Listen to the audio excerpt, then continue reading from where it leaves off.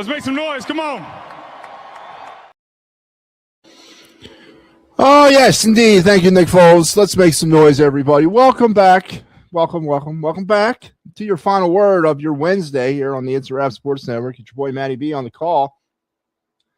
Headwaying our way to the back end of another broadcast week. It's Wednesday, and, obviously the conversation continues to swirl, right? The conversation of now the inevitability or the permanentability of the fact that the Phillies or the Eagles are going to find themselves a new offensive coordinator. And with that known fact, we have begun the sixth stage of grief, which of course is delusional thinking. All across the airwaves around the Delaware Valley today, I've heard, relief from the fan base. Oh, finally, we got an offensive coordinator. All is right in the world. We're going to be fine. All we got to do now is find an offensive coordinator that fits the style of Jalen Hurts. That's all I heard. That was the main reason. That we are now out of the woods. Hallelujah, we are saved. And yet again, portion of the Eagles fan base doesn't fail to impress with their delusional thinking that this is not what ailed the Philly or the Eagles. Kevin Padula was a sacrificial lamb. I mean, I don't know if honestly, I'm not going to spend valuable time. I'm going to move on from Kevin Padula because there's other things to talk about tonight. I'm not going to, if you want to talk about him and you want to talk about this decision and you want to continue down this road, that's fine. But I have reached a point, especially with the homers, that I really I can't even stomach it anymore. Listen, a new offensive coordinator this is not something we've done before. We've done this before. We've done this over the course of the last 5 years now. And to hear certain individuals talk about how basically they're putting the blame of this season on Kevin Petula's shoulders. I feel sorry. There used to be a time where this fan base was educated.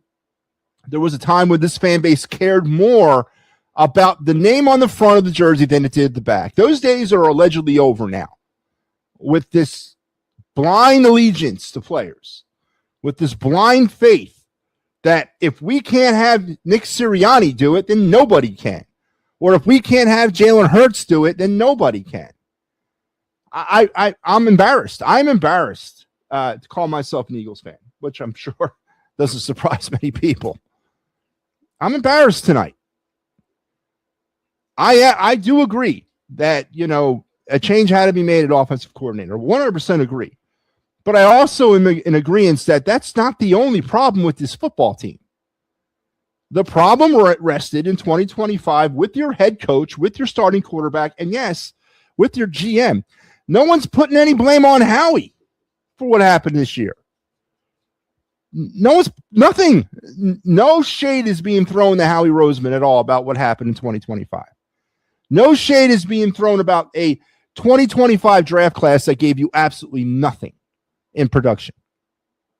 No blame is being thrown towards Howie for a bunch of under-the-radar, underperforming, terrible free agent pickups and trades that he made that cost this team valuable draft assets here in the future. No blame is being placed on Howie for, yet again, not getting the CB2 position addressed adequately to start the season. I don't understand it. This fan base used to be intelligent. This fan base used to be smart. And to not identify that Howie Roseman is part of this problem, Nick Sirianni is part of this problem, and Jalen Hurts are part of this problem, yet they all remain while they sacrifice the offensive coordinator to you, the uneducated public. And now you're eating it up like it was the right thing to do and the only thing that needs to be done. So the search for an offensive coordinator du jour will begin. But Howie, Jalen, and Nick remain. How do you see anything changing in 2026? They're going to be predicated once again on trying to be a run-first team. If they cannot straighten that out in 2026, there's going to be nothing different than what happened this year that happens next year. How can fans not see that? How can certain people that call themselves football educated and Philadelphia sports educated not see that?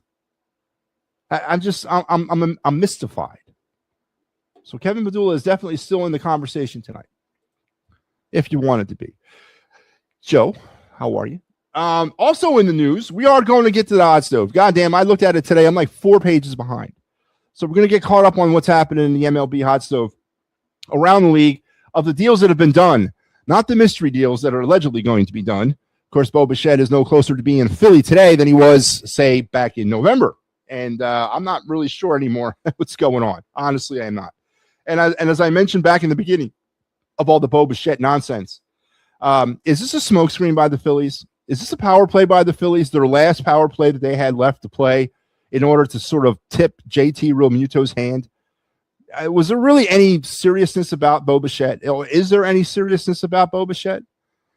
They never expressed any interest in him at all in the beginning part of the offseason. Their plan was obviously to run the thing back. So was this move done and orchestrated to get JT a little uncomfortable about his situation? I'm wondering, and I'm starting to believe that it might be, as Bo Bichette is no closer to being a Philly today than he was on Halloween when he was still playing for the Blue Jays. So we'll discuss that. One of our former pitchers is officially a former pitcher. Ranger Suarez today signed a 5-year deal with the Boston Red Sox. Now he's going to peddle his wares to the American League East. Boston picked up a good pitcher. They did. They picked up a good pitcher to add to that pitching staff and sort of canceling out the Max Fried move by the Yankees last year. So very good move there by the Red Sox. Again, 5 years, 130. Could you not have swung that? Could you not have swung that deal? I mean, come on, man. 5 years, 130? Could you have gotten lower, maybe 3 years for, say, 120? He wouldn't have taken that. But Ranger Suarez is officially a Boston Red Sox. So we'll get into some of that tonight. Flyers are in action and not doing well. It is currently 4-1 at the end of the second period as their offensive problems continue up in Buffalo against a very red-hot Buffalo Sabre team. Is the honeymoon over for the Flyers? We'll talk a little bit about that. Maybe not too much because we do have post-game activities tonight here on the network. As Mike Lauro will have you tonight a little bit later on, right after this show, as he does the post-game for the Sabres. I'll have you for the rest of the week, starting tomorrow night when the Flyers play the Pittsburgh Penguins. So the Flyers are in the news, and baseball also in the news with Chase Utley. Last reports, and I'm keeping an eye on this, Chase Utley has bottomed out right now at about 68% of the vote for admission into the Baseball Hall of Fame. He needs 75 to get in. That is the threshold, 75%. The announcement will be made on the 20th of January at 6 p.m. on on the MLB network. So Chase Utley is definitely going to take this to the end. I don't know if he gets in. Carlos Beltran is leading the pack right now with an 82% of 82% of the vote already unofficially garnered. You only need 75, so Carlos Beltran is pretty much signed, sealed, and delivered, going to be a Hall of Famer in 2026. But Chase Utley, we're keeping an eye on it. 68% currently right now, and unofficially, of course, and he needs 75% of the vote to get in. If he does not get in this year, he's a goddamn lock to get in 2027. But here's hoping that he pushes through and we have a Hall of Fame induction this year for Chase Utley. Jimmy Rollins a little bit off the pack, a little bit more. He's about 48%. Definitely will be returning to the ballot in 27 and could make a strong case for his induction next year. So I don't think we're gonna see our dream of two Phillies getting inducted in the same year. I could be wrong. We have a week left, so maybe they pull something out of their hat. But right now, it's looking very strong for Chase Utley. It's not a lock by any means, but it's looking really good. And again, if he misses it, then you can pretty much guarantee you he'll be a Hall of Famer in 2027. So we can discuss some Hall of Fame news. our card of the night, our of the night segment, and our day in Philadelphia sports history, all on this program tonight here on the It's a Wrap Sports Network. So we do not disappoint. Joe Hale says John Hyman is reporting. John Hyman's been reporting it. I've been hearing Zalecki reporting it. Listen, I've been hearing everyone's close to a deal ever since basically the news that he was having a meeting. I'm done listening to that nonsense. Wake me when there's news of an actual deal. Until then, this could be all smokescreen, right? Everything, all of this could be a smokescreen. This is the oldest trick in the book to sort of wedge free or wedge loose a stalled negotiation between somebody. And again, I don't know how much you want to take into consideration for this, but could this been a move by the Phillies orchestrated, showing interest in Bo Bichette in order to give JT the old nudge in order for him to sign a contract? So, and could all these reports of imminent contracts, this, that, and the other thing, is all that orchestrated in order to, again, sort of goose along negotiations with other people? So I'm not saying you're wrong, and I'm not saying John Hyman doesn't know what he's talking about, but I'm also saying I've been hearing about this now for the last week. Getting kind of old. So either sign Bo Bichette, sign JT Realmuto, sign Kyle Tucker. His name has also been thrown into the mix all of a sudden out of nowhere. Again, where is this stuff coming from? Who is starting this? Is this all orchestration? Is this all a negotiating tool? Now Kyle Tucker's name's out there. They better not sign Kyle Tucker. I don't want Kyle Tucker here. I don't want another power bat. I want somebody who can hit for contact. I do not want another younger version of Bryce Harper. I don't. So all these imminent discussions and all, so-and-so is reporting this, so-and-so, I'm done with it, man. Wake me when there's a contract. Wake me when there's a contract so I can sink my teeth into creating a new potential Phillies lineup in 2026. All right. So all that's on the table. Whatever you want to talk about, obviously, is on the table. Let's remind everybody here on the network or here that's watching that this is your schedule for the It's a Wrap Sports Network for the rest of this week. Tonight, it's you had a special actual return of the Pittsburgh Sports Tonight program. They came on at 7. It was a last-minute thing. John wanted to hop on. I said, absolutely. He missed out on Monday night because of the game.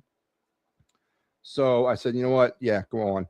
So he was on at 7. Then you had the Pittsburgh Sports Desk at 8, and you got me here at 9. And then following me is Flyers Sabres postgame tomorrow, which is sad because tomorrow would be the Birds Blast with Kyle Quinn. We've been doing that for the last 18 weeks or so, but no, there is no more Birds Blast except for one more episode, which will be seen on the Thursday after the Super Bowl. But tomorrow you got the Gridiron Weekly report at 8, me at 9, and then the Flyers Penguins postgame at postgame. On Friday, the Philly Friday Frenzy makes its return. The It's a Wrap Sports Best of the Week on Saturday starting at 8, and then sandwiched into that will be the Flyers Rangers postgame.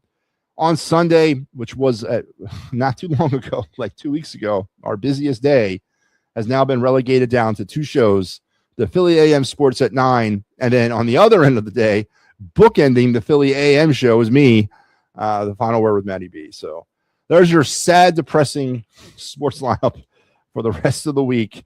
As we have said, we're saying goodbye to 4 shows, man. That sucks.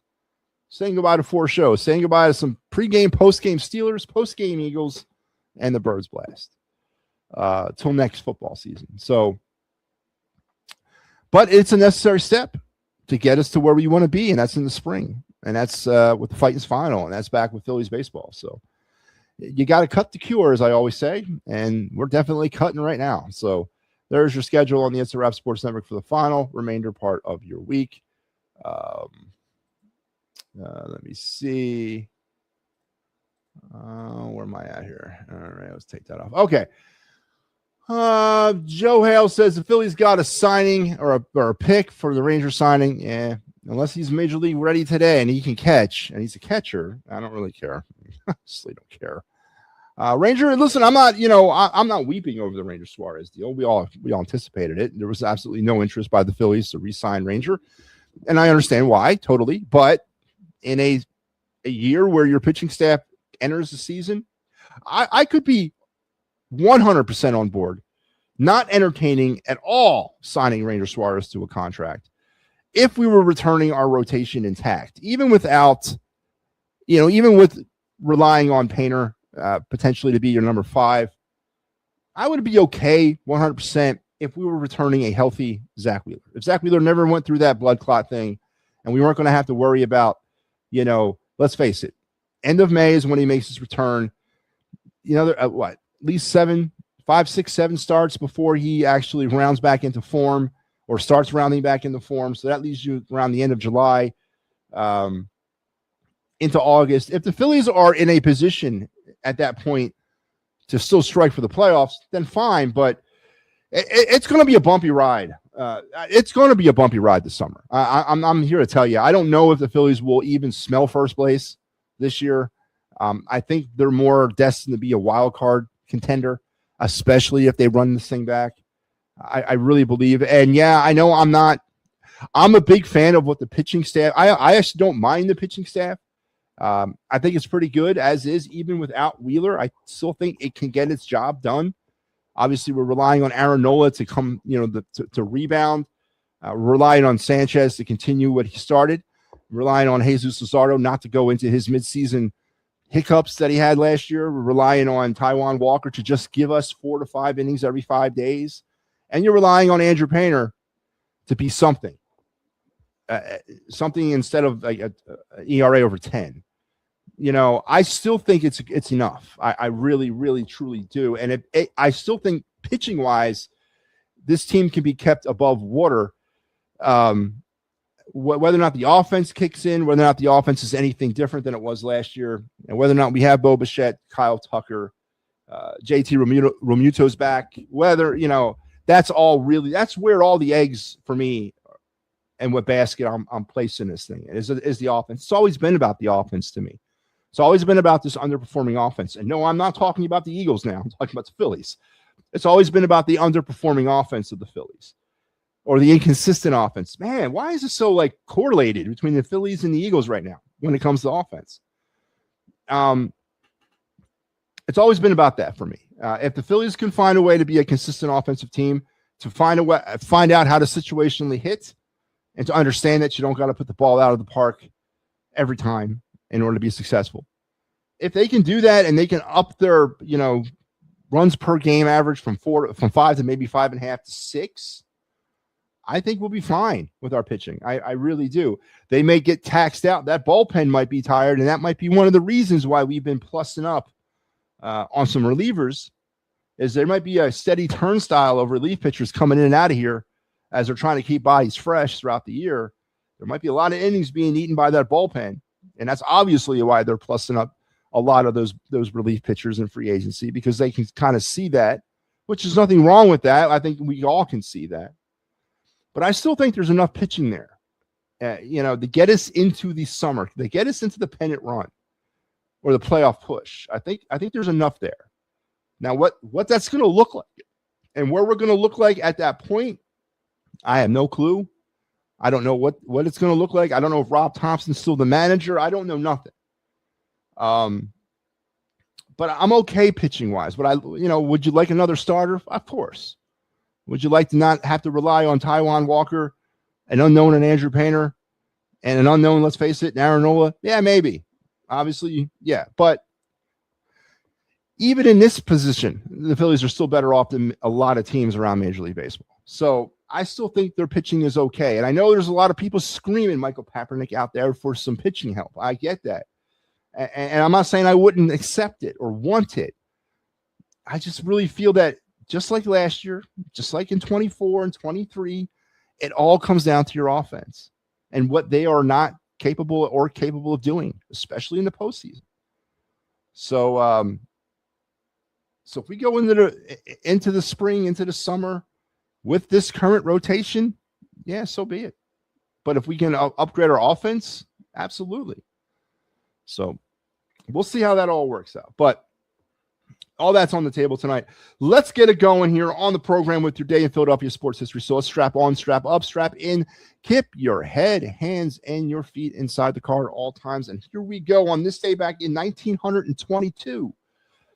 I spare no expense here. And again, I wasn't there. I want you to let you know I wasn't etching into my little notebook, with my quill pencil on this date in 1922. But Athletics president and part owner Ben Scheib, 84, died on this date in 1922. The namesake of the Philadelphia A's and the Phillies, Scheib Park. Scheib's contributions to the game extend well beyond city limits. During his time with the A.J. Reach Sporting Goods Company, he invented the machinery to make the first standardized baseballs. So while Cooperstown might be this birthplace of baseball, Philadelphia, thanks in part to Scheib, it can be said is the birthplace of the baseball. So there you have it. Scheib dies tonight. Ben Scheib, the legendary person connected to Philadelphia sports and Philadelphia baseball, died on this night in 1922. And this is your day in Philadelphia sports history, brought to you by the good folks here at the It's a Wrap Sports Network, creators of such programming like the Philly Friday Frenzy with Big Al, seen here weekly every Wednesday night at 9. Al will have his opportunity. Al's been laying low, man. I haven't heard a whisper out of Al all week long, man. Is he like in hiding or something? Or is he sort of in some sort of rehab facility? Because I have not heard not one word from him. And Al will be on. Hopefully, Al's on Wednesday, on Friday night. Has anybody checked on Al? Is Al okay? I haven't heard anything. He hasn't come forward to me to kiss my ring yet. He hasn't come and presented me with my props for being right about the Eagles. I haven't heard nothing from Al. It's been laying low. Are you all right, Al? Al, you out there? You out there? Let me know, man. I'm worried about you, brother. But Big Al will be back on Friday, hopefully, with the Philly Friday Frenzy. All right, so let's get back into the Kevin Padula thing. All right, and then we're gonna, I said, transition off of this real quick, talk some baseball, talk some hockey. But yeah, Kevin Padula is going to come. He's out, and then we're going to find ourselves an offensive coordinator. Now, I know we talked about some names last night here on this show. Some names were thrown around. Cliff Kingsbury's name, Brian Daboll, Mike McDaniel, Stefanski. I personally want Phillip Rivers. I really want Phillip Rivers as the offensive coordinator. If anybody can unlock Jalen Hurts as a former quarterback, I also heard Nick Foles' name thrown out there at some point today. I'm not really necessarily want to go in that direction, but thanks. He is Super Bowl MVP and all, but still, I would love to have Phillip Rivers. I really think he's going to be a head coach at some point. And then it's a known, one of the arguing points or one of the discussion points about this is the longevity of your new offensive coordinator, because have the Eagles relegated themselves to this turnstile offensive coordinator thing? Every year we're going to potentially find an offensive coordinator. Are we turning into the San Francisco Giants of the NFL? We're only going to win or compete in the championship game on the even years. Is that what this is turning into? Remember back in the 10, 12, 14 seasons, San Francisco was winning World Series only in those years. Are we now the new San Francisco Giants of NFL? We're only going to compete in the championships during the even numbered years. And are the Eagles relegating themselves to this turnstile type approach to offensive coordinator, which I think is extremely important too, because of everything that kind of sort of came to bear with the firing of Patullo, right? Listen, Nick Sirianni made a statement saying that it was his responsibility that this team failed, and that it was his responsibility, and he was essentially saying that he fired Kevin Patullo. Does anybody really believe that Nick Sirianni actually fired his friend? Come on, man. Again, I know there's the talk around the Philadelphia sports water cooler this morning was, yes, that Sirianni stood up and said, friendship be damned, I got to make a move. But do you honestly believe Nick Sirianni fired this man? He had nothing to do with it. Nick was told to fire him. Nick was told 100% to fire him. And as I said last night, the character of a man is measured in moments like this. And Nick once again showed his character level, which is low as hell. He's like, the hell, my friend, you're out. I'm in. I'm keeping on down this road of mediocrity and terrible coaching. I'm staying. You're going. Now, John Harbaugh, when he was fired by the Ravens, allegedly left the job because he wouldn't fire his friend, the offensive coordinator. Saw Doug Peterson do the same thing a few years back. Yeah, I fired him. You want to fire him, you fire me. But Kevin Patullo and Nick Sirianni apparently don't roll like that, because Nick Sirianni had no problem saying, okay, Howie, I'll fire him. Anything else? Do you need some coffee? So the question now always, it goes back to, what kind of coordinator do you want here? Do you want the up and coming, trying to make a name for himself? Do you want the grizzled veteran that's relegated to this type of life as an offensive coordinator? Or do you want the retread offensive former head coach that's looking to get back in the seat to eventually get back into a head coaching job? What type of offensive coordinator suits the Philadelphia Eagles? And I don't know the answer to that question, because I don't know the future of the team. Nick Sirianni cannot survive another season. If the Eagles have another type of season like this next year, if they go back into this and the same result or a similar result, I don't know if Nick Sirianni is your head coach a year from now. God, I wish he was out now. But and if you bring in one of the anybody you bring in, are they really going to be able to implement their offense around this quarterback? And again, is that something that's going to happen? Right? Is that something that's going to happen? Is he going to be able to implement his offense, or are we going back down another road of he can't understand the playbook, he can't run these types of plays? And I'm not talking exotic formations and all this other stuff, but just creative timing plays. He just can't do them. You know, what kind of offensive coordinator is going to wants to come here and take that chance working with a Jalen Hurts, who's starting to get a reputation around the NFL as very unworkable, as things were kind of leaking out of Eagles facility this year. So what type of offensive coordinator are you looking for? Do you want another one-year wonder? A Dable, a McDaniel, a Kingsbury that's just trying for that one last year to, let's go. I'm going to roll my dice to get back in as a head coach in 2027. Are the Eagles one of those teams, like I said, the San Francisco Giants of the NFL now, where they're only going to compete in championship games on even years? And we're going to continue going down this type of road? We bring in a veteran. He gets the offense clicking somewhat, or whether he finds a new way to exploit Jalen Hurts' weaknesses and they overcome it, and then we win a Super Bowl. He's out. Then in 2027, the odd year, we stink. And then in 2028, we go back down this same path, and the new guy comes in and we win again. Are we the new Giants, the San Francisco Giants of the NFL, where we only win on even years? But what kind of offensive coordinator do you want to come here? And honestly, does it look like an attractive job from the outside looking in? I mean, just look at the track record of the team. And is this offensive coordinator, does it have to be somebody with a little bit of grizzle in order to tell Sirianni to shut your ass up? I'm running my offense. Oh, and by the way, the quarterback doesn't know how to run my offense. What are you going to do for me?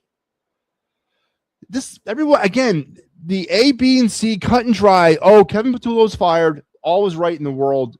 Narrative is nonsense. There's so many problems with this football team right now that we're not aware of, that I think, of course, I'm not aware of them either, but on the surface, it doesn't look well. It doesn't look well at all. How you doing, Ricky? What's going on? So what kind of offensive coordinator are you looking for? I personally want, not only do I want an up and coming, I want somebody with absolutely nothing to lose. And to me, that's a Phillip Rivers. Honestly, I know it's a stupid, or people don't look at it as a viable candidate. Why not? Phillip Rivers literally just finished playing in the NFL. Literally. If there's anybody that can try to talk to Jalen Hurts about what's happening with modern defenses and how to overcome those modern defenses and potentially find a way to exploit or to implement or to limit the limitations, why could it not be Phillip Rivers? I truly believe he's going to be a head coach someday. And you don't got to start off as a passing coordinator or a friggin' intern. This ain't 1985.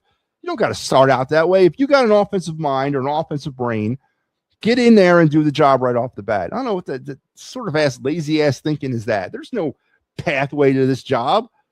It's getting an opportunity and doing the best you can with it. I hope you get lucky.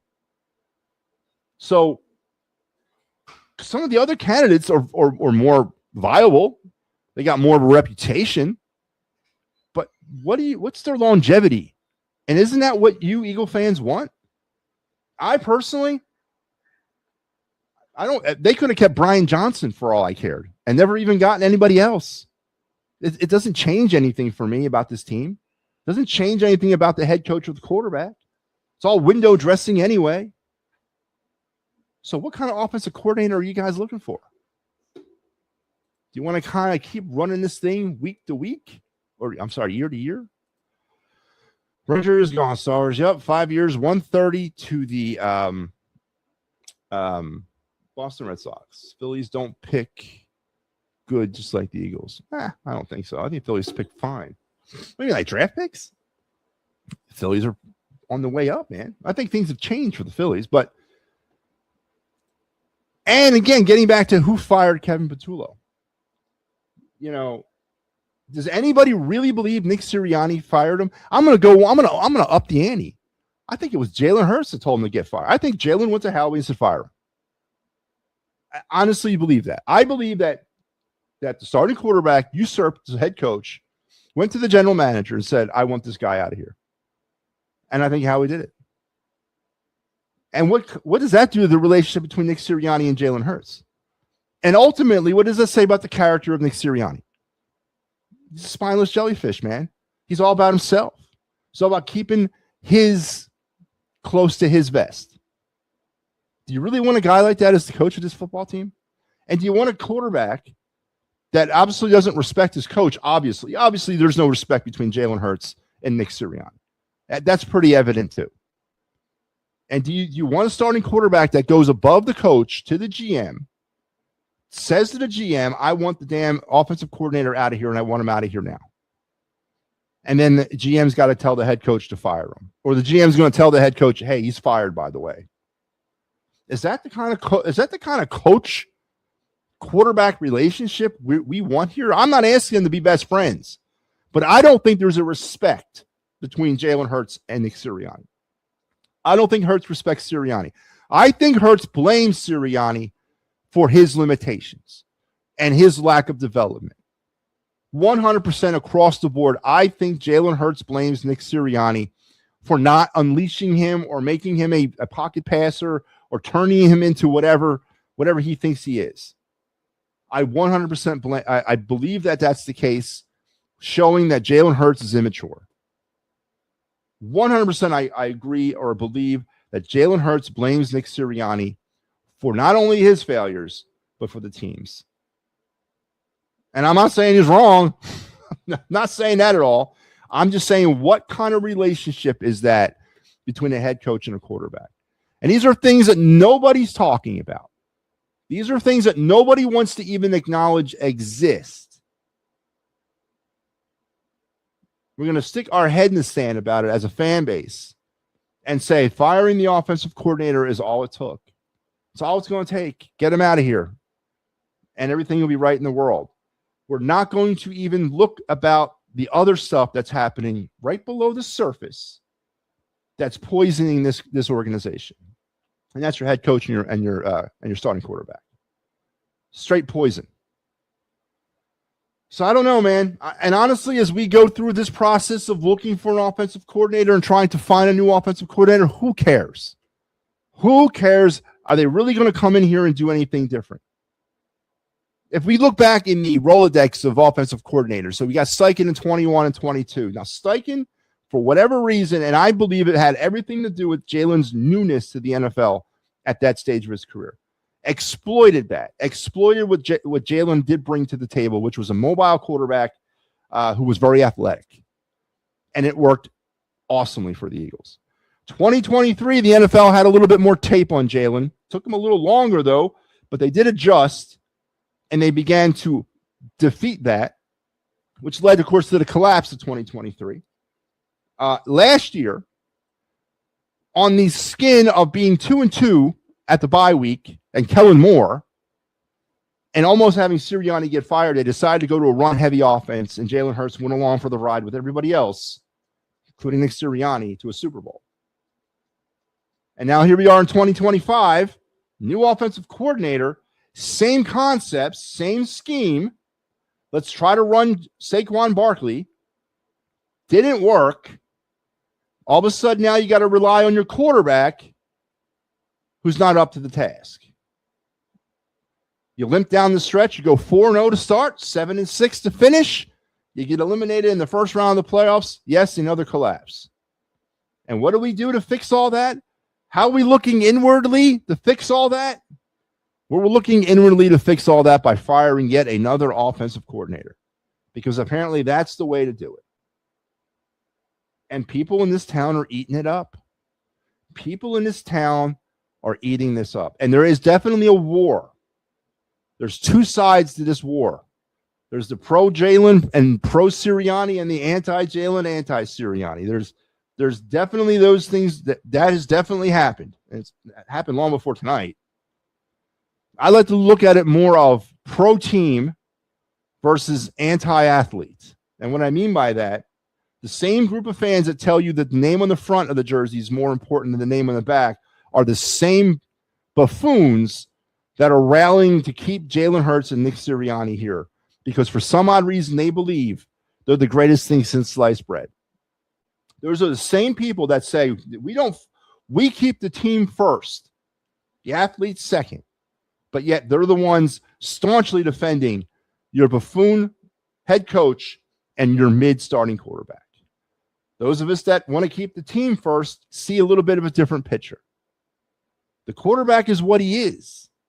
Not elite, not a franchise player. He's a starter, and your coach is a buffoon.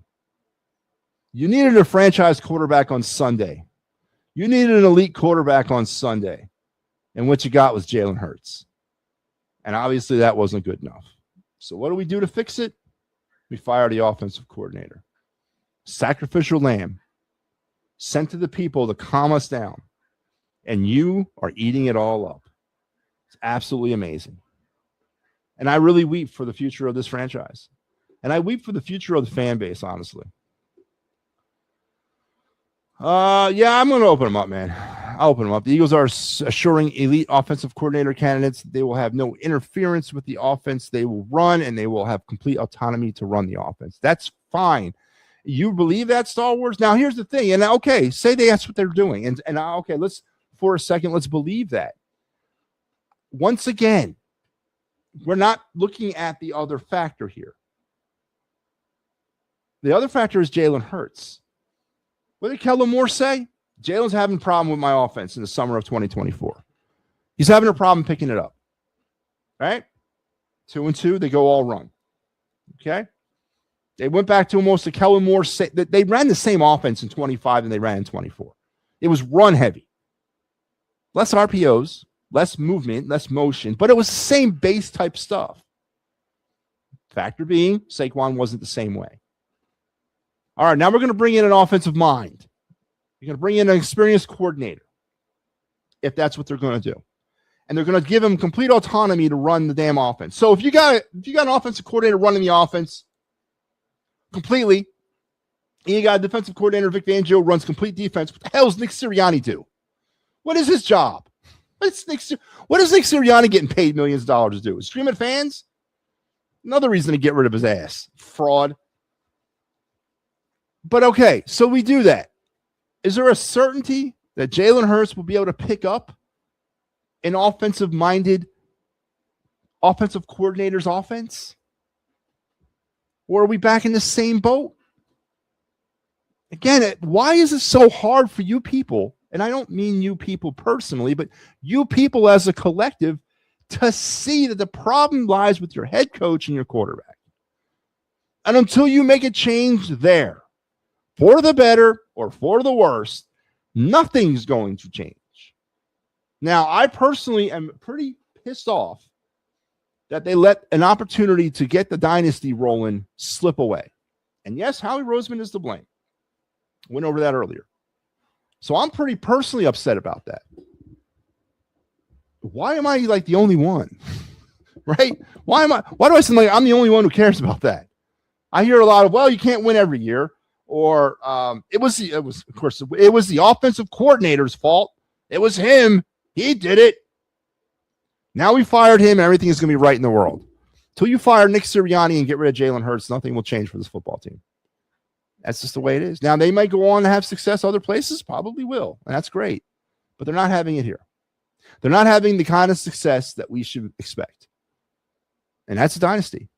And if you want to challenge me on that, if you want to challenge me with that loser ass crap, well, you can't win every year, then what are you calling yourself an Eagles fan for? The city is starved for something like that. And the Eagles had an opportunity to deliver it, and they failed because they weren't prepared at all. So it's frustrating. About 13 minutes ago in the Flyers game, they were still losing 4-1. Mickey Delaney, what's up, man? How you doing tonight? 0-17. I don't see that. But is it going to be a harder schedule? Let's take a look at that again. Star Wars brings up a good point. Let's take a look at the 2026 Eagles schedule. And here it is. We've kind of already went over this a little bit. Of course, we don't know when these games will be. We won't know that till May. But here it is. Here's your opponents. Let me get the ticker away. Here's your opponents in 2026. This is not going to be easy. I don't necessarily think it's do I see one of those gauntlet things here? I don't know. I've always been a fan. And when I always look at this stuff, especially with the NFC East, I just go with the split 3-3, right, on the safe side. Then you're home with Houston, Indianapolis, Carolina, Pittsburgh, the Rams, Seattle. That's not an easy home schedule. I mean, Carolina, yeah, that's a gimme. I'm going to give you Carolina. But other than that, I don't know if I can give you any of the any more of these games, like straight off the bat saying, you know what, that's a win. Right? These other games look a little sketchy. Houston, Indy, Pittsburgh, the Rams and Seattle, they look sketchy to me. That doesn't look that there's no lock there at all with any of that. On the road, they're in Jacksonville, Tennessee, Arizona, San Francisco, and Chicago. I'll take Arizona and I'll take Tennessee as your locks there. But anything after that, it's pretty sketchy, right? It's pretty sketchy. It's not going to be an easy haul. And then they're making 2 trips, it looks like, to the West. 1 trip to the West Coast and 1 trip to the desert. So there's some traveling involved next season. And there's a possibility of a European game or something like that next year. Australia, I heard somebody say. So you got a little bit more travel involved in your schedule next year. Going out west a couple times, going to Tennessee, down to South Florida or Central Florida, right? Chicago. This is not looking promising right off the bat. But of course, there'll be plenty of time to talk about this later on when it becomes more of a permanent type thing. But there you have it. There's the Eagles schedule for next year. The opponents, not the actual dates or times, because we don't know any of that right now. Nothing looks like a gimme to me. Nothing. But all right, it's 45 minutes into the show, man. I've been droning on for 45 minutes about the Eagles. All right, let's go open up the phone lines because I want to get into baseball tonight. I do want to talk baseball. We are going to get into some hot stove. I'm painfully behind on the hot stove stuff. All right, so the phone lines are open if you guys want to jump on. You want to jump on, you guys can.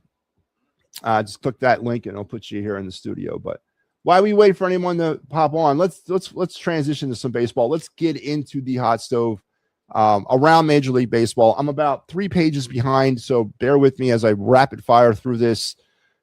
These are all done deals, sealed by the league. Jose Miranda, formerly of the Minnesota Twins, a minor league third baseman, is now a member of the San Diego Padres on a minor league deal. Of course, Kazuma Okamoto, the Japanese third baseman, signed that deal, that 4-year contract with the Blue Jays coming over. And that's the reason why that's where all this Bo Bichette stuff started. Bruce Zimmerman, the pitcher formerly of the Brewers, is now going to the Cardinals on a minor league deal. Joey Weimer is now headed to the Washington Nationals from the Giants. He was claimed off waivers. Jesus Tinico, formerly of the Miami Marlins, is staying in Miami on a minor league deal. Jonathan Noel from Cleveland is going to Baltimore, was claimed off of waivers by the Orioles.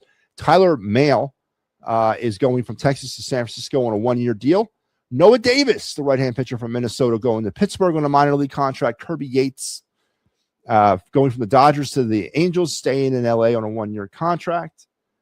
Let's continue on here.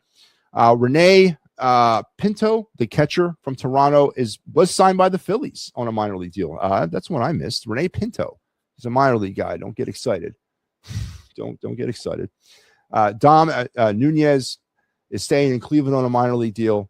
Justin Henry Malloy, going from the Tigers to the Rays, was traded for cash. Justin Brule from Cleveland to St. Louis, traded for cash. Michael Togila from Colorado to Cincinnati on a minor league deal. Brian Rolson from the White Sox to the Cubs, staying in Chicago, claimed off of waivers by the Cubs. Marco Luciano, Pittsburgh to Baltimore, claimed off waivers. Thomas Hatch, Minnesota to Arizona on a minor league deal. Chris Davinsky from the Mets now to the Pirates on a minor league deal. Owen Cassay was traded along with minor leaguer shortstop Kristen Hernandez and minor league infielder to the Marlins from the Cubs. Edward Cabrera was also involved in that trade. He is now a Cub, so they switch.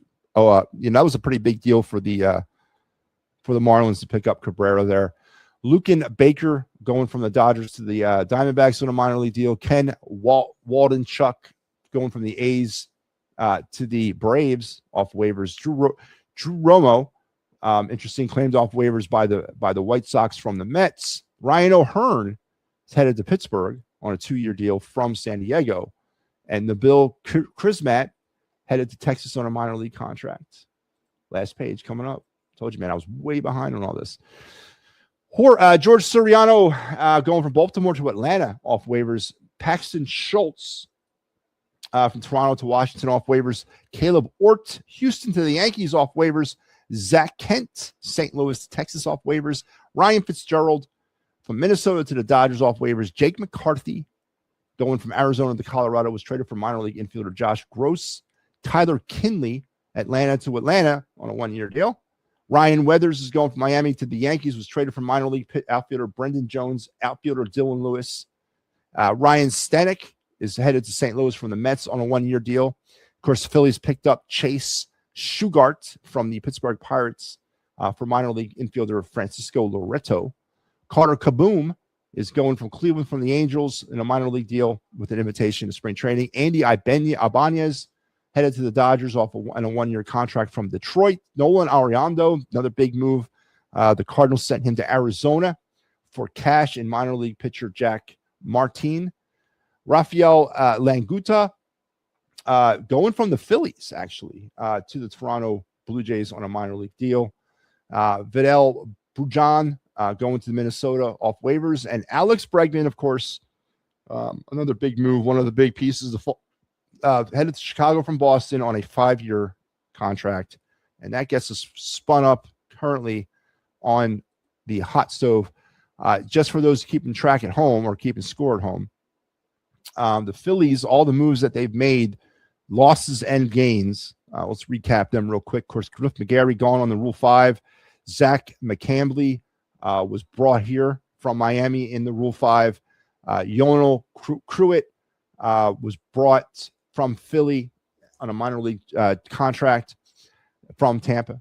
Trevor Richards, the right-hand pitcher, brought from the Phillies to the Arizona Diamondbacks on a minor league deal. Bryce Wilson, a pitcher from the White Sox, a minor leaguer brought from Chicago. Donovan Walton, now headed from Philly to the Angels on a minor league deal. Our boy Jordan Romano on the way to the Angels on a 1-year deal. Adolis Garcia, of course, signed a 1-year contract from the Rangers to come to Philadelphia. Devin Sweet, now a Red Sox on a minor league deal. Brad Keller brought in here from the Cubs on a 2-year contract. Kyle Backus brought in from Arizona, traded for minor league outfielder Avery Acedo. Zach Pop brought in from the Cubs as well on a 1-year deal. Genesis Cabrera brought in from Minnesota on a minor league deal. Renee Pinto, as we mentioned earlier, they're the catcher brought in from Toronto. Chase Sugart, we mentioned him, and Rafael Laguta was traded. That was today, actually. That was official today. signed a minor league contract he's a utility infielder coming from the Blue Jays or going from the Phillies to the Blue Jays. So there you have it, man. That is the updated hot stove. Kyle Tucker's still out there. Alex Bregman is signed. Kyle Schwarber is signed. Bo Bichette is still out there. Cody Bellinger signed, I guess, right? Cody Bellinger's still out there. Pete Alonso signed. Dylan Cease signed. Michael King signed. Ranger Suarez signed today. Edwin Diaz signed. Framber Valdez still out there. Eugenio Suarez from the Mariners still out there as a third baseman. Josh Naylor did sign a 5-year contract. Trent Grissom is still out there. My boy Luis Arraez still a free agent. Ryan Yarbo signed a 1-year contract. So those are your top free agents, and still their whereabouts. Some of them are still hanging around out there as they're waiting for jobs around Major League Baseball. So there you have it. I have recapped the entire 3 pages worth of backlogged hot stove stuff.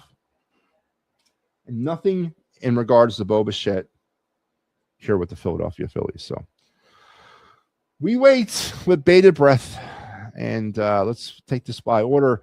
Michael Papernick, welcome to the show. What's up, Matty? We're good, Mike. How are you? Well, we'll talk Phillies. Ranger Suarez, 130. What's Christopher Sanchez going to be worth if he has another year like he did this year? I don't know. That's a good point. Listen, yeah. I like the move. I like the move by Boston. It nullifies the Max Fried move by the Yankees. I think it's a really smart deal by the Red Sox. I'm not. I don't miss him. None of us thought he was coming back here, but what do you think about it? Philly should have signed him. They could take that $300 million, supposedly going to Bichette, sign him, sign Bader, but something. That $300 million is going nowhere right now. That's just sitting out there. I'm just saying, if that's the rumor, they let him walk away for that much money. I mean, does seem kind of low, doesn't it? Doesn't it seem kind of low that they could have, even if they did sign Bichette, they probably could have worked that out, right? Yeah, I think it was the years they didn't want to give him. Maybe I'm wrong, but 5 years at 130. Yeah, I would have done that. Rangers. How old is he? Do you know? Yeah, Rangers. I think 28. I want to say. Is he 28? Let's see. He's 30 years old. He's 30. Not 28, 30. Okay. So it'll be 35 at the end of that contract. I could do that. I could have done that deal. Yeah. You could spread that money out the better, because you and I know if they get Bo Bichette, they got to put Harper. I don't want to see Harper in the outfield. I don't want to see him in the outfield. I don't. Either do I. But right now, with the fact that no one's trading for anybody on our team, where are all these people going to play? That's what I'm saying. In a perfect world, Bowman's gone, Stott's gone, one of them is gone, and we reshuffle the infield in a perfect world, right? But we're like 30 days away from the start of spring training. When is this stuff going to start working itself out? So you got to kind of prepare for it the way it is. Well, that's what I'm saying. I wouldn't sign Bichette to that kind of contract. Maybe if you do, you say, okay, in 3 years, there's an out clause for him, an opt out or something, but you're going to want to trade away Aiden Miller. Who's the next guy in line behind Miller that's even highly rated as an infielder? Arun Escobar, AA. Okay. What position does he play? Third base. Well, if Bichette's at third base, that means somewhere along the way, when Stott goes, he's going to be going to second base, so that guy can play third. Yep. That's what I'm getting at. Like, it's going to be a mess. It's going to be a mess. I don't want to. Now, also, the domino effect of this too, Papernick. If they do sign Bichette, and they don't get rid of Miller, and they don't get rid of Escobar, they're all going to be flipped at the midseason trade deadline in order for the Phillies to figure out the pitching situation that they forgot to address at the beginning of the season. You can see that already coming, right? This is when Dombrowski's going to start taking apart the minor leagues, is around the trade deadline. Well, I mean, if he's got Bichette here and he has to trade Aiden Miller, I understand that part. Unless he can swing Stott somehow. I don't know, man. Like this whole thing is just going down the drain real fast. Harper's going to cry for more money if Bichette signs, and that's the contract that's going around, and he's making more than Harper. Harper's going to whine about it. You're going to start hearing it come out. If they crap the bucket next year and they're off to a bad, in 2 years he'll ask to be traded. 2 years, huh? Yep, 2 years. Good. Might be after next year, after the CBA, after the strike. Yep. I think he'll ask to be traded. And you know what? See, these baseball players, they get these contracts and they give them 10 years guaranteed. I would say, okay, listen, I can't put a no trade clause in there. We're not going to do that. We can split it up. If it's 10 years, 5 years, you can become a free agent or whatever. Yeah, you can opt out. It's just we're giving too many we're giving it too many contracts out, and who's our homegrown guys? Stott and Baum. That's it. And Crawford. Everybody else is a free agent. I'm not saying it's not the way to go sometimes, but what are you going to do? What about Rincones Jr.? That kid's supposedly going to be good. As you playing for the A's at some point this year. I mean, you're right. I got you. They're gonna, and that's what I'm scared about too. And we're not talking about that yet because we're not at that part of the season. But that's going to come up because Dombrowski has yet to do that. He's kind of like hinted around it, and he's made some moves that have gotten me a little concerned about what he's doing to the minor leagues. But this is the year, if they bring in Bo Bichette, where all these players like Aiden Miller, Arun Escobar, especially players playing third base, are going to become very expendable to the Phillies. And these are the years you're going to move some of these guys. And Rincones Jr., same thing. If we got a crowded ass outfield where you got to put Harper back out there because there's no room for anybody, he's going to get moved. You're absolutely right. And this has got a resounding effect down the line. And we still got Rojas, who supposedly had a really good Venezuelan season this off. I mean, it's our outfield. To be honest, our outfield, if we ain't getting Bader, I'd put Rincones in left, Crawford center, and Rodriguez in right. That's my outfield. Harper, don't even sign Bichette. Where's Castellanos? I mean, they're talking. Don't release him. I think they're going to release him. Again, what are they waiting for? Are they waiting for spring training? Is someone going to trade for him? Are they going to bring him to Clearwater and then play him, and hopefully somebody trades for him? Yeah. If not, release him right before the season starts? Well, that or they're hoping an injury happens and the team needs a player. Man. Well, remember, didn't that happen with Sam Bradford? Minnesota Vikings lost their quarterback. Yeah. I mean, I'm not saying for a first round pick. Yeah. Yeah. Now to go what you're saying I'm going to hit the Eagles real fast. No, you got here's the thing. I just found out yesterday. Maybe you knew that Jalen has that no trade for Okay, so we all knew Patula. There has to be a fall guy. I mean, look what happened to Detroit to their offensive coordinator. Fall guy. Yeah, there's always a fall guy. Now, the difference with the Eagles is they're just not going to outcut. Maybe next year, you know what I mean? I don't know, but they're not going to do nothing to Jalen, at all. So you got to get rid of Sirianni. And we were talking about this yesterday. I give John Harbaugh, I gave Doug Peters, I give them all credit. That's a tough thing to do to say, look, I'm not coming back and I'm taking food off my table. Yeah. I know. I mean, I know they make good money. You know what I'm saying? It's a tough situation to be put in. You live a certain lifestyle. You don't want to lose that. No. Blood is thicker than water, though, right? I mean, he had to talk to Patula way before that to let him understand what's going on. Let me ask you: do you think Jalen Hurts had Kevin Patullo fired?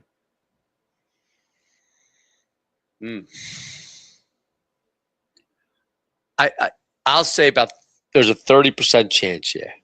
Yeah. They asked him what he felt about him. And I want to double down on that question. Do you think Jalen Hurts respects Nick Sirianni? No, he don't respect Sirianni or Patullo. I know it's not. I know he don't respect Patullo, and I think he lost respect for Sirianni by putting somebody else. That, remember I said A.J. Brown was all happy for Patullo. You never saw the stamp of approval from Jaden on this guy. Yeah, and maybe what it is maybe he thinks he should have been part of the meeting on who's going to be an offensive coordinator. You know, and they're not asking him. You know, he's the QB1. You know, you just look. This is going to be your offensive coordinator. That's it. That guy Monken. He opened up Lamar.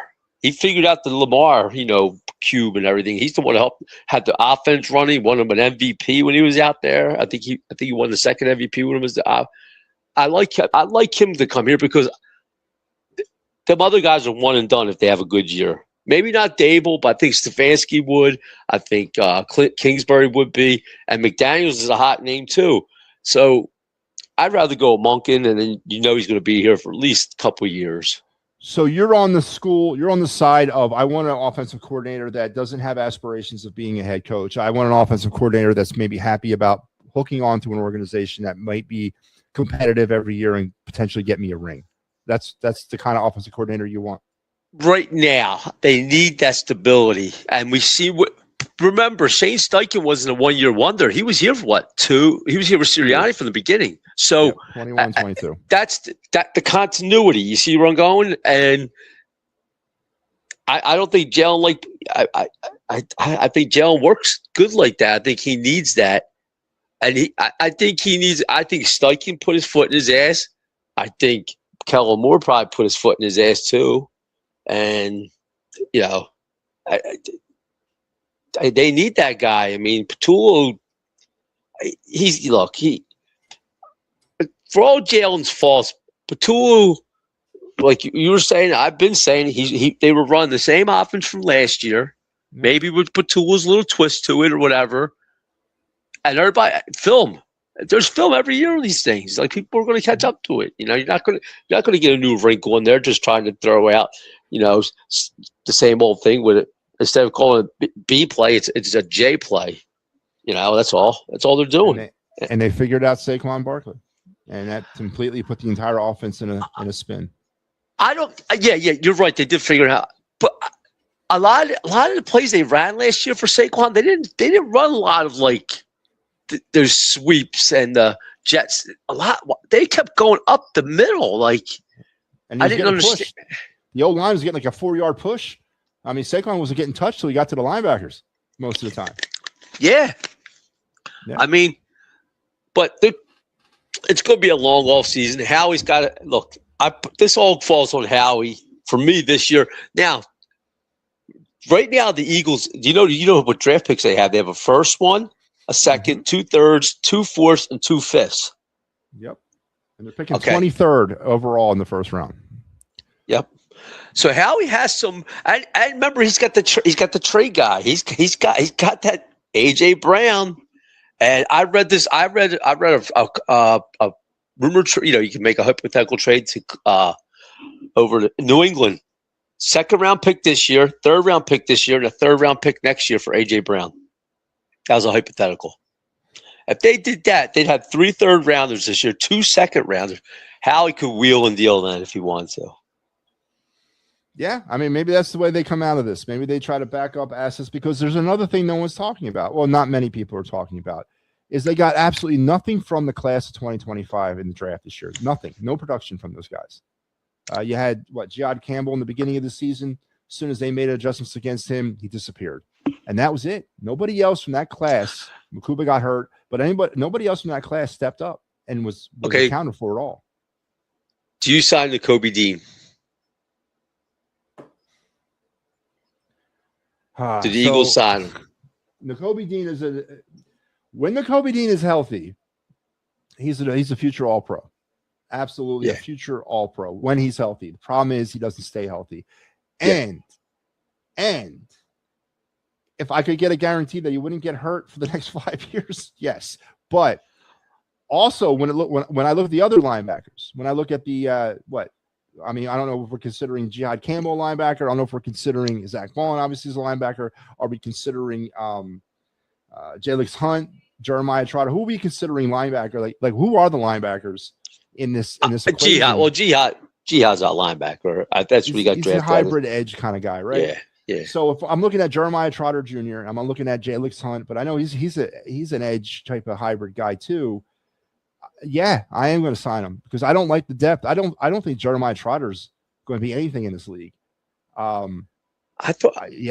sign him, even though I don't really want to because I don't trust his injuries.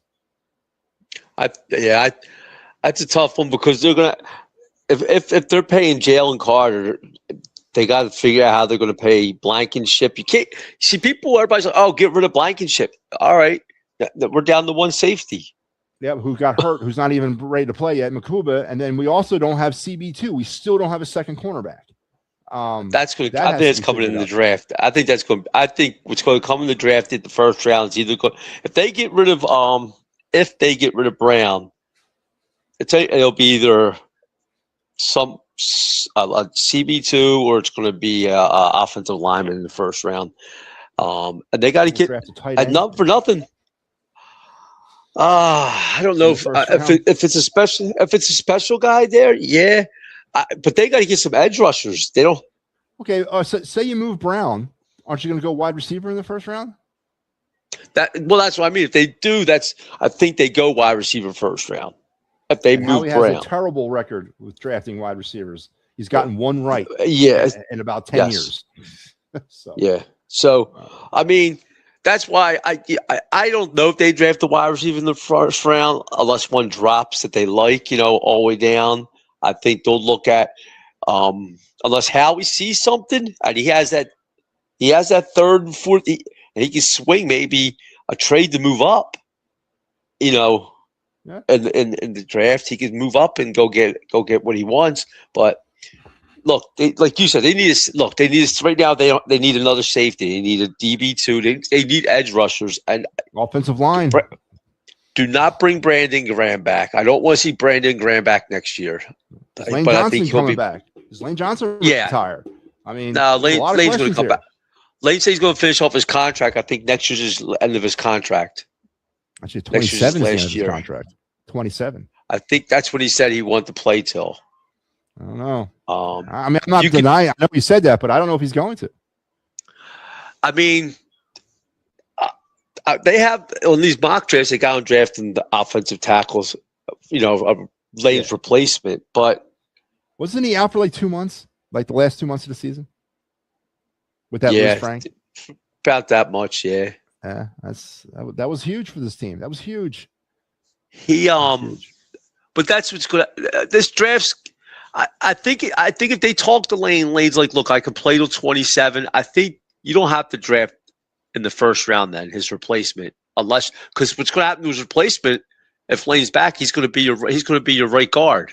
Yeah, and you don't know if this guy coming in playing right tackle can play guard. No, absolutely. You have no clue. Listen, Papernick, I'm gonna let you go. I could talk draft all night with you. But tomorrow night. Good night, Matty. You too, man. All right. Always great talking with you, Papernick. Always great. Man, I could talk with my Papernick till the damn cows come home.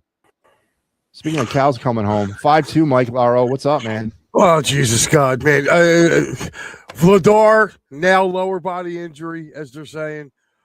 This power play is anemic. They just missed so many opportunities tonight. And where was the defense in the first period? Defense was non-existent. They left Vladar out to dry. And even Erison's first goal that he gave up, 3 guys standing around the goaltender, 3 guys nowhere near the Buffalo Sabre that was parked out in front having a barbecue. Yeah. That happened a lot, Mike Laro. By the way, Mike will be followed. You're probably going to just have to go side by side with me on the Clear the Ice program. So, but Mike Laro's got Clear the Ice here right after he gets off the air with me, and we'll send him over there to do the post-mortem on the Flyers Sabres game. As the Flyers fall again tonight as the 10. They have given up 17 goals in the last 3 games. And what, scored like 5 or 6? Yeah, 5 goals. That's not good. That's not good. Talk's going to have to do some line rearranging. But it was nice to see Owen Tippett come off the milk carton tonight. Yeah, it was. He's been actually kind of stepping it up a little bit lately, just in time for the trade deadline. In time for the trade deadline. Question: would you move him? Would you move him? Yeah. I would. Tippett's not going to work out. He's not going to be what we want him to be. Right. And you know what? I've been hearing. I don't know if you've been hearing some of these mock trades since I just kind of got over here when you and Mike were talking about that. Some of these mock trades with the draft talk about trading Jalen Hurts for Bryce Young. Did you hear those? No. I proposed the mock trade for Jalen Hurts, AJ Brown to the Raiders for Crosby, Bowers, and their first round pick. I did that one. Now I would Bryce Young. I mean, you want to talk about going from bad to worse? I'm like, that is crazy, man. That's crazy. So, all right, Matty, I am going to go over there and get this thing rolling because yours truly has to be up and in work at 4 a.m. So, all right. So if you don't want to wait for me to finish up, please check out Mike Laro on the Clear of the Ice. Mike, we'll talk later. All right, brother. Good work. You got it, man. I will see you, and hopefully they go to Pittsburgh tomorrow and beat the Ice Pigeons. Yeah, hopefully I get the win, right? Yeah. If somebody's got to win this week, it might as well be you. All right, brother. We'll see. Mike Laro again. He's back on the call post game. So Joe Hale, I know you've been on hold a while. Thank you for waiting on. You've been hearing some of the conversation. I know you probably have some topics you want to talk about, but I want to ask you a question. I'm asking everybody this question tonight. Did Jalen Hurts get Kevin Padullo fired? Yes. What do you think happened? He went in Nick Sirianni's office and complained so much, and Howie Roseman and Jeffrey Lurie told him to get him out of there. So you think he went to the coach? You don't think he went right above the coach and went to Howie directly? I think he went to both of them in the same room. Okay. And what kind of offensive coordinator do you want? Do you want the veteran that doesn't have any aspirations for a head coaching job? Do you want the guy that's just waiting at the bit to get another head coaching job, or you want the unknown, hot, sexy, out of nowhere name? I want the veteran that's not going to be a head coaching, that's going to be here for years with the Eagles offense. Okay. And to answer what you asked Papernick, does Nick Sirianni trust Jalen Hurts? Does Jalen Hurts trust Nick Sirianni? Not trust. Does Jalen Hurts respect Nick Sirianni? No. He walks all over him. Yeah, I agree. I don't think there's any respect there. None. And that's sad. And that's very concerning. Yes, it is. Joe, what else you got? Joe? What else you got for me? You got some baseball tonight? Yes. Here's what's going to happen. Kyle Tucker is going to sign with the Blue Jays, which is being reported again. It's going to be a domino effect. He's going to sign first, and then Bo Bichette's going to sign. Both with the Blue Jays? No, Bo Bichette's going to be in Philly. Everybody, listen. I want to believe you, and I want to get on board, and I want to get my Bo Bichette jersey, and I want to fill his name into my upcoming projected lineup, just like anybody else does. But there is something to the. Hang on, there is something to the art of the negotiation, right? There is something to kind of generate speculation or generate a buzz in order to get the real target, whoever that may be. And I still think the real target is JT Realmuto. They get the real target sort of uncomfortable and move him off his position, because honestly, I still believe that there was no inclination that Dombrowski was interested in Bo Bichette up until the Blue Jays signed that Japanese third baseman. Then all of a sudden, it was Bo Bichette and the Phillies. Dombrowski wanted to run this thing back with everybody he wanted to come back. JT stuck a wrench in the works, so he's trying to move the negotiation with JT. That's just my theory. So, if you could afford JT and Bo Bichette, do you do it? If you could afford both, but I don't think they can. If they could, it'd be done, or at least one of them would be here. What's that? Talking about JT taking a one-year deal with Philly, less money if Bo Bichette signs. JT's not doing that. JT's not giving the Phillies a hometown. They're not giving him a hometown discount. Again, I don't know who's creating this. I'm not saying you're lying. But I think it's JT in his basement or Dave Dombrowski in his basement doing this stuff. He's putting this stuff out there in order to kind of. It's JT. It's JT doing it. JT's leaking it. I don't think so, man. He's not going to take a 1-year deal. It's foolish of JT to do that. Foolish. Beginning of free agency, they offered him 3 years, $130 million, and he said no. JT. That's what the Phillies offered. They offered him 3 years for $130 million? Yes. I doubt that. If they would have offered him, he would have taken that. He would have taken that if they would have offered that. I don't know what JT was holding out for. He's not a fool. He would have taken that in a heartbeat. JT wants to go home, I think. And where's that? California? He's from Miami. But the Marlins don't want him. Yeah, that's where he came the Marlins don't want him. Go to the Rays. So, I'll tell him. If Bo Bichette signs, do you go sign Bader also for less money, or like 1-year deal type? If Bo Bichette signs, they got to get into over-aggressive mode and try to get Stott or Bohm out of here. They got to do that. They got to get him out of here. One of the others got to go because they got to free up the spot in the infield. Or they're going to call Bryce Harper up in Vegas and say, hey, man, remember right field? Well, guess what? You're going back out there. They got to figure the infield out. Somebody said Harper and left. Well, Harper can go to left. Either way, Harper in the outfield, he's going to have to embrace that again. And if they don't create they got to unlog jam the infield. There's not enough spots in the infield now if they sign Bo Bichette. You trade Stott and Castellanos, you're going to eat half of Castellanos' money. John Heyman reported that also. That's fine. I trade Stott and Castellanos to anybody who'd want them. Apparently, Boston wants Stott. That's a rumor right now going around. But you got to take Castellanos on. Is that the deal? Yeah. I heard Abreu. Wilmer Abreu. Once out of Boston. Well, let's go for Jarren Duran. Let's go get him. Let's get the what's his name? Why can't I remember his name? Duran. Roman Anthony. Let's get him. I mean, good Lord. Roman Anthony's not coming. Boston's not coming. Roman Anthony, man. I'll give him Bryson Stott, Alec Bohm, Nick Castellanos, and the Fanatic. And then you can send Roman Anthony here. Well, the Cardinals need a third baseman. They do. They got rid of Arenado. Okay, they can have Bohm, Sosa, and Stott. And I want what do I want? Do you want the pitcher that everybody wants? No, I want Lance Flynn. I want Dunn. I want Dunn, their utility infielder. That's who I want. Nick Dunn, I think his name is. Would they do it? He's a young player. That's what I want. And I'll send Sosa, Bohm, and Castellanos. Sosa, Bohm, Stott, and Castellanos. All of them going after one player. And money? Phillies. They would send Phillies money?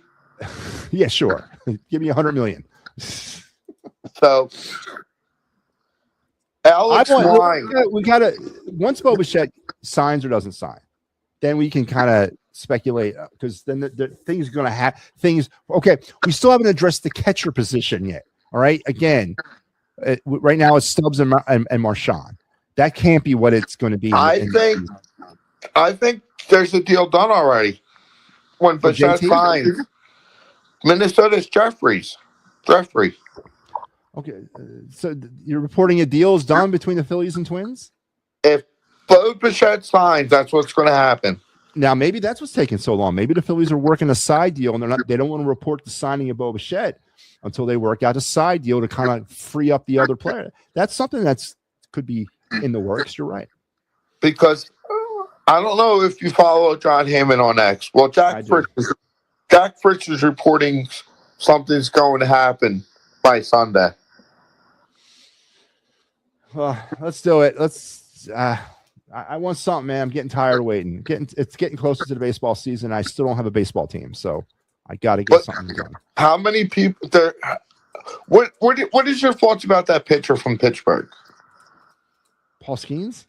No, the one that they acquired. Oh, Shugart. Listen, he's an innings guy. He's a middle guy. He's a middle long reliever.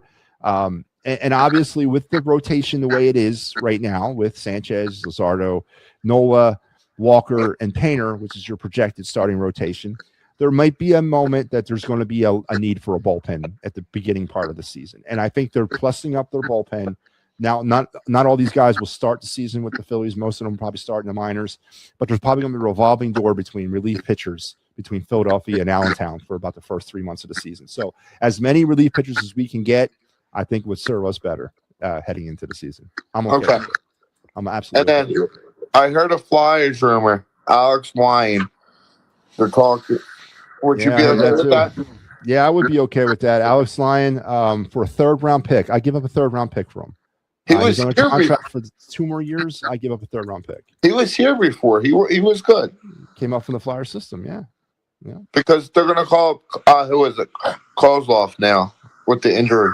Kovaslov, yeah. Well, they got to do more than that, man. Sam Urson has to. They now they're being forced to make a move with Urson. They got to do something with him. Now with Lodar being hurt, they got to do something. Send him down. To send him out, they can't send him down. Joe, remember, he's out of options. They got to DFA him, and then if he doesn't get through waivers, if he gets through waivers, no one claims him. Then he goes back to the Flyers. But who wants him? That's a good point. He's coming back to Lehigh. I agree. And my buddy went to the Trenton. Trenton's got a new hockey team, by the way. Oh, yeah, I did see that. And they're going to be affiliated with the Flyers. ECHL? Yes. Next year? 2 years. 2 years, okay. So we're leaving Reading? Okay. I'm okay with that. Yeah, so am I. It's closer. Reading's going to have to Pittsburgh, apparently. Scranton. That might happen. Yeah, it shifts around all the time. The Reading Royals, the ECHL affiliates, AHL affiliates, switches all the time. So that's it. All right, Joe. Tomorrow night, let's finish up the week in style. Okay, man? Yep. All right, Joe Hale. Joe Hale, let me get some of these comments because Barbara showed back up. How you doing, Barbara? Jose checks in. I think we signed Bichette 9 years for $290. Holy crap. Actually, you know what? That's not bad. 9 years for $290. I hate the length. But really, out of a 9-year deal, what, 6 years? I'd do that. I would listen, Jose, I would do that. I would do that. I think Patullo got himself fired. I disagree. I think Jalen Hurts went to Howie Roseman and demanded him to be fired. How you doing, Barbara? Good to see you. Get something for Hurts. Yeah, what are we going to get for Hurts? I put a mock trade up. Now, listen, I'm Bryce Young. That's a little bit of that's craziness. But my mock trade was A.J. Brown, Jalen Hurts, the Raiders, for Brock Bowers, Max Crosby, and the Raiders' first overall pick in 2026, which, of course, is the first overall pick. I think that's an outstanding trade. I think the Eagles would be living the life. Then you go out and you draft Mendoza. You start McKee in 26. You have Mendoza backing him up, and then you make the switch sometime in the halfway point of the season. And I think it's easy as pie. Hurts got every OC that coached him gone. Yeah, that's a good point. Hurts' ego is huge. I can do without him, absolutely. And that's something that's not being reported, is that I don't think Hurts is a nice guy. Honestly, don't. No team wants JT. Yeah, and I think that this is all a posturing move by somebody, the art of the deal kind of thing, generate buzz. I'm not saying that the Bo Bichette stuff's all false, but I'm just saying I think this is to try to get Dave Dombrowski off the pot, or actually more like JT off the pot, sign that contract. Because the plan for the Phillies was to run it back. It's very clear. And that when JT balked and didn't sign his contract, and then the Blue Jays signed that Japanese third baseman, it opened up this Bo Bichette stuff. And that's what I think, that's where we're at right now. It's about making one side blink first. And that's another thing lost. There's so much problems with this Phillies team. I haven't had a chance to get on about the Brandon Marsh nonsense. Yes, Brandon Marsh. Now, under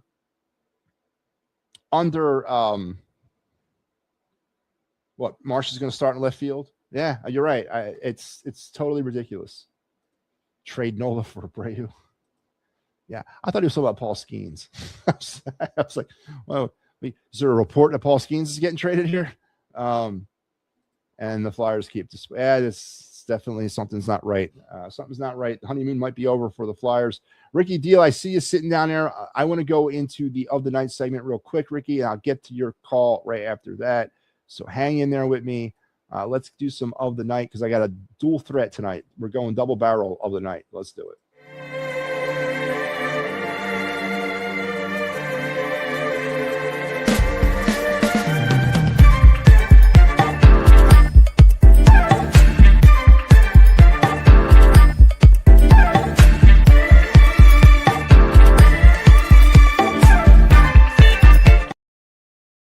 All right. Yeah, we're going to do a twofer tonight on the other night segment. 2 hockey facts. We're going to talk Flyer prospect, and we're going to discuss a NHL 2026 draft prospect. We're wrapping up. I have like 2 more Flyers prospects to do for the season, and I'm done with Flyers prospects. And, of course, let's say trade for some more along the way. And we're going to start focusing heavily on the NHL draft. MLB draft, we'll start focusing on that in like March. And then we'll also start focusing on Philly spotlight players as soon as I know what the team is. We'll start getting that out probably at the end of the month. So let's finish up. Let's keep the train rolling for your Flyer prospect of the night. And this is an interesting young man right here, Carter Amico, Amico, I think he pronounces it, the right-hand defenseman from Boston University of the NCAA. Now, there's a little asterisk because about maybe 5 days ago, he actually left Boston University and went to the USHL. I'll explain how all that works here in a second, but he's now down with the Muskie Lumberjacks of the USHL. He left Boston University after 18 games with them. We'll get into all that here in a second, but he is the Flyers' second-round draft pick in this year's past draft. A 6'5", 225-pound right-handed defenseman. Oh, wake me, am I dreaming? An aggressive, agile defenseman. Amico's range is nearly unmatched. When he surfs into the opponents, he completely erases the middle and then crushes the opponent into the wall. He clears the front of the net with vitriol and then gets play moving the other way. He fakes for checkers with his edges, then looks onto or across the middle for a high-value breakout play. This is what we've been wanting and needing and coveting for a lot of years. The only problem is he's uber young and he's in uber young developmental phase. When the Flyers drafted him, I was more excited about this pick than I was Porter Martone or Jack Nesbitt. I was more excited about this pick. This is somebody that the Flyers desperately need. A right-handed defenseman, the unicorn of defensemen, and also a 6'5", 225-pound monster who can skate, pass, and is not afraid, obviously, to be physical with that frame. I've been keeping an eye on him since draft night and before draft night, and very happy that he's a Flyer prospect. Now, about his situation with the NCAA. 18 games into his season with the Boston University Terriers, he decided that for whatever reason, it wasn't working out. He had nothing. He was 0 points, 0 goals, 0 assists, and he was a healthy -7. Whatever the case may be, it might be. There's a lot of reasons that he struggled with Boston. It potentially could be for the faster type of perimeter style game they play at the NCAA. If you ever watch an NCAA hockey game, it's very perimeter driven. There's not much play. There's not much greasy hockey in the NCAA. There's really not. And there is greasy hockey in the NHL and the AHL, but it's not necessarily greasy in the NCAA. His ice time got cut dramatically. He started out averaging about 17 minutes a game. When he started the season, he was down to about 6 minutes of ice time. So he made a decision to leave the NCAA and go into the USHL and play for the Muskie Lumberjacks. Now, what that means is really absolutely nothing. His college eligibility is still there because the USHL network is a play-to-pay network, is a play-to-pay league. He doesn't get paid in the USHL. He actually pays to play there. He's also still playing with high-quality NHL talent, younger side talent. Gives him an opportunity maybe to get a little bit more confidence about himself again and then rejoin Boston University, say, next year. So it doesn't really affect anything long-term for him or short, medium-term, but it does provide him another avenue to get some more ice time. So, listen, I think this kid's the real deal. and I really am looking forward to seeing him wearing orange and black one day. Again, I was more excited about this draft pick than I was Porter Martone and Jack Nesbitt. So Carter Amico, the right-hand defenseman of the Muskie Lumberjacks of the USHL, 6'5", 225-pound, 18-year-old. Let that sink in. Kid's only 18. And there's your Flyer prospect of the night. And let's follow that up with your NHL draft prospect of the night. So our NHL draft pick prospect for the 2026 NHL draft is Vigo Bjorkjigic, the center right wing of the, Djurgårdens of the SHL, Swedish Hockey League, the 5'10", 172-pound underweight forward who obviously thrives in the European big ice leagues, uses that speed, uses his stick handling, uses his puck awareness to his advantage. There's always a concern when you draft a kid, and he's a projected top 10 in this year's draft, but there's obviously a concern with somebody that size and coming over to North American ice. There's always concern there, but he is praised for his ability to create scoring chances and influence the game through skill, despite a smaller frame. Though recent reports indicate improved skating speed and physical effort, particularly in board battles. And that's definitely going to be a bread and butter moment for him in the NHL. Bjorkjic projects as a versatile offensive talent with a high ceiling. So it's almost a somewhat not a lock type pick. He will not be a top 5. He may be a top 20, but again, I'm scared of European players. I ain't gonna lie. I truly am scared of them. And there you have it. But he's probably a top 10. No, top 20, not top 10. So there you have it. There's our twofer of the night segments, your Flyer prospect and your NHL draft breakdown. And we'll start getting that stuff going. Start doing more NHL draft stuff. And we're wrapping up. I got 2 Flyer prospects left to profile. Carter is a big guy like that. I love it. Absolutely love it, Barbara. He as I said, I was more excited about that pick than the 2 forwards that the Flyers took in the first round of last year's draft. So, all right, Ricky's waited long enough. Ricky D, are you there? Mm-hmm.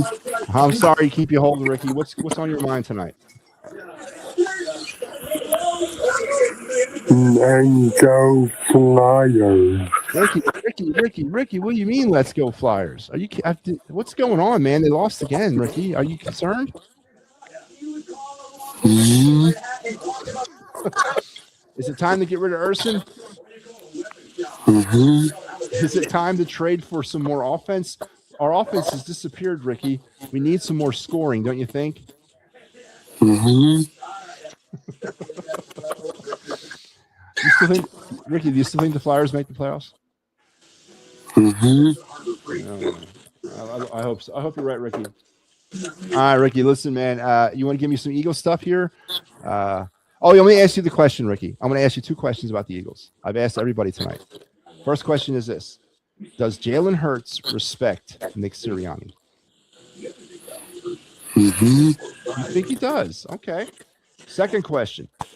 Do you think Jalen Hurts got Kevin Padula fired? Mm-hmm. Good job, Ricky. My man. All right, brother. We'll talk tomorrow, okay? Mm-hmm. Love me some Ricky Deal. Ricky believes that Jalen Hurts does respect Nick Sirianni and that Jalen Hurts also got Kevin Padula fired. I don't think Jalen Hurts respects Nick Sirianni. I think every year it's gotten more strained, and I think this year was the end for whatever reason. I don't know. And I honestly believe Kevin, I think Kaepernick said that he thinks that, or actually Joe Hale said it, that he thinks that Jalen had a conversation with Nick and Howie and said, I can't work with this guy anymore or whatever. I want the offensive coordinator fired. I don't think that's what happened. I think Jalen went above and over Sirianni's head and went right to the GM and said, get this guy out of here. And that's why Sirianni was backed into a corner about firing his buddy. And of course, we saw how Sirianni and his character said, okay, I'm going to fire my friend and I'll save my own neck. Remind me not to be stuck in a foxhole with Nick Sirianni. Remind me of that, folks. I don't want to. I want to make sure I don't make that mistake. But yeah. All right, let's wrap it up with our card of the night segment. We had a long show tonight, man. Over an hour and a half.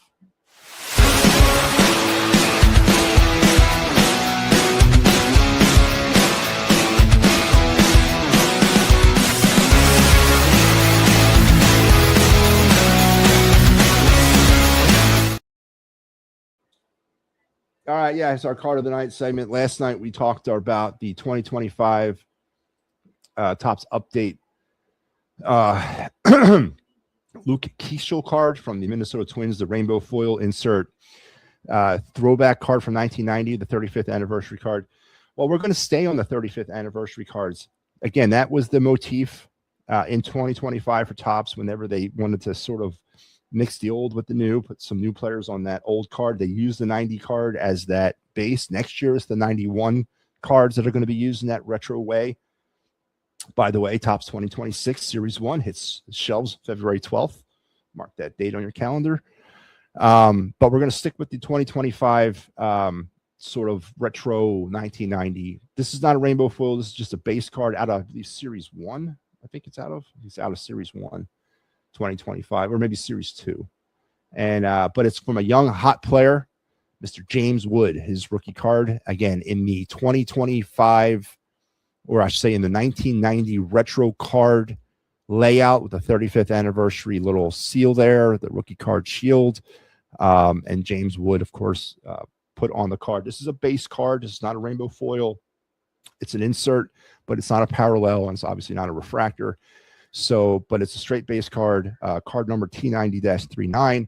James Wood's a great young player. Part of that Uber haul that the Washington Nationals got for Juan Soto when they sent him out to San Diego, along with Mackenzie Gore, along with Dylan Cruz. I mean, that was just a trade that's probably going to ripple in the pond with the Washington Nationals for years to come. A real big fan of James. Oh, and C.J. Abrams too was part of that trade as well. But just a really, really good young player. And he's definitely going to be part of what Washington is building down there. And not to say that Washington's done anything. I think they're a couple veteran pitchers away from being competitive.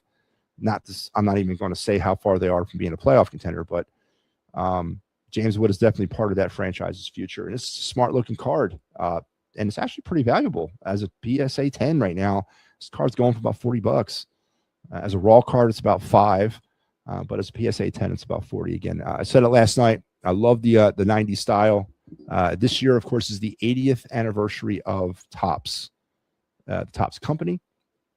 And they'll be celebrating with some stuff, I'm sure, next year with Topps Series 1 and Topps Series 2 and Chrome and all the other cards from 2026. But this is a hot-looking card. Good motif. The 90s set was I like the way they bordered the 90s set. And I like James Wood as a player. So here we go. And this is it in its physical form. So you see there's the shield down there, both the Topps 35th anniversary shield that was on the 90 cards, as well as the rookie shield for James Wood. And there's the back of it. So hot looking card. And that's our card review of the night. Really liked, what Topps did with the 90 cards this year. And next year, as I said, 91 will be the model for the retro cards. So be on the lookout for all that stuff. There's your card of the night here on the final word. Maybe they can restructure Hurts' contract. Well, they'd have to restructure it and take out the no trade clause. Everyone keeps forgetting that. He's got no trade clause. James Wood is a good player. He is. Ricky says, see you tomorrow. See you tomorrow, Ricky. And Barbara also says, good night. It's always thank you for checking back in, Barbara. Please do not be a stranger. And that is going to wrap me up tonight. I want to thank everybody for being part of the show. We covered some good ground tonight. Kevin Patullo was fired by Jalen Hurts. Nick Sirianni, or Jalen Hurts, doesn't trust Nick Sirianni or doesn't respect Nick Sirianni. And the Eagles are doomed. So Sirianni and Hurts are still with the team. We'll be back tomorrow night for more fun as we'll wrap up our broadcast week. So till then, you guys have a great night.